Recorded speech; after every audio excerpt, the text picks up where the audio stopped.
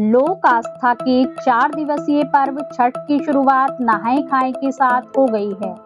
इस पर्व में शुद्धता व पवित्रता का बेहद खास ध्यान रखा जाता है।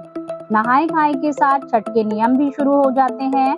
नहाए खाए के बाद 26 अक्टूबर को खरना के दिन से 36 घंटे का निर्जला व्रत शुरू हो जाएगा। 4 दिन से इस पर्व में सूर्यदेव और छठी मैया, जिन्हें उषा या प्रत्युषा देवी भी कहते हैं, उनकी आराधना की जाती है।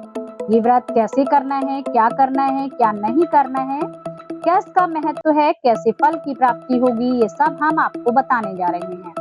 सृष्टि की रचना के समय प्रकृति ने अपने आप को 6 भागों में बांटा था। यह छठा भाग ही छठी मैया है, जिनकी पूजा कार्तिक मास के शुक्ल पक्ष की षष्ठी तिथि को की जाती है। कहीं कहीं इन्हें परमपिता भगवान ब्रह्मा की मानस पुत्री भी मानते हैं। इसके अलावा इन्हें भगवान सूर्य की बहन भी कहा जाता है। ऐसी मान्यता है कि छठी मैया ही नवजात शिशुओं की 6 महीने तक रक्षा करती हैं। इसलिए माताएं पुत्र की सलामती के लिए छठ के महापर्व पर उनकी पूजा करती हैं और उन्हें अर्घ देती हैं। छठ का महापर्व 4 दिनों का होता है। संतान की प्राप्ति के साथ धन, ऐश्वर्य और सुख समृद्धि की प्राप्ति के लिए देश भर में महिलाएं इस व्रत को रखती हैं। यह व्रत 36 घंटे का सबसे कठिन निर्जला व्रत होता है। खरना पर चावल और गुड़ की खीर के ग्रहण करने के बाद इस कठिन व्रत की शुरुआत होती है। पहले दिन डूबते हुए सूर्य को अर्घ दिया जाता है और अंतिम दिन उगते हुए सूर्य को अर्घ देकर इस व्रत का समापन किया जाता है।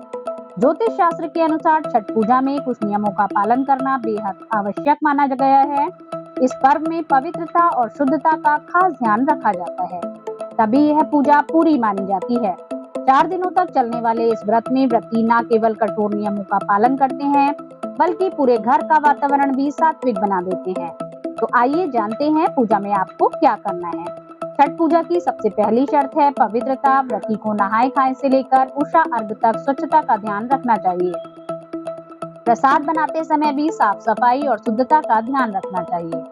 छठ व्रत में चारों दिन सात्विक भोजन ही ग्रहण करना चाहिए। जो व्रत नहीं कर रहे वह भी सात्विक भोजन ही ग्रहण करें। नहाए खाए वाले दिन से ही घर में नमक, लहसुन, प्याज का प्रयोग बंद कर देना चाहिए। व्रती महिलाएं आमतौर पर सिंदूर लगाकर नई साड़ी या धोती पहनती हैं। कपड़े सूती और सादे होने चाहिए। इस व्रत का मूल भाव त्याग, तपस्या और मन की शुद्धि है। पूजा में क्रोध करना, दिखावा, तकरार से बचें। छठ पूजा में खरना से 36 घंटे निर्जला व्रत आरंभ हो जाता है। अगर जाने अनजाने व्रत के दौरान पानी का सेवन कर लिया है तो इससे पूजा अधूरी मानी जाती है। छठ पूजा के लिए लाए गए सामान को शुद्धता के साथ रखें। पूजा में शामिल होने वाली हर एक चीज जैसे फल, फूल आदि को साफ स्थान पर रखें। छठ पूजा में महिलाएं साफ वस्त्र धारण करके नारंगी सिंदूर अवश्य लगाएं। इस सिंदूर का छठ पर्व में खास महत्व है। परिवार के सदस्य ध्यान रखें कि व्रती के भोजन करने के बाद ही प्रसाद या भोजन ग्रहण करना चाहिए। खरना के दिन इस नियम का अवश्य पालन करें। कई बार थकान, कमजोरी या सेहत बिगड़ने की वजह से व्रत बीच में टूट जाता है। ऐसे में लोगों के मन में डर बैठ जाता है कि क्या अब छठी मैया नाराज होंगी या व्रत अधूरा रह गया तो दोष लगेगा। व्रत भक्त से मजबूरी में टूट जाए तो घबराने की जरूरत नहीं होती। दरअसल धर्म शास्त्रों में ऐसे हालात के लिए प्रायश्चित का जिक्र मिलता है, यानी व्रत का सम्मान बनाए रखने का एक तरीका है। सबसे पहले स्नान करें और शांत मन से छठी मैया के सामने दीपक जलाएं।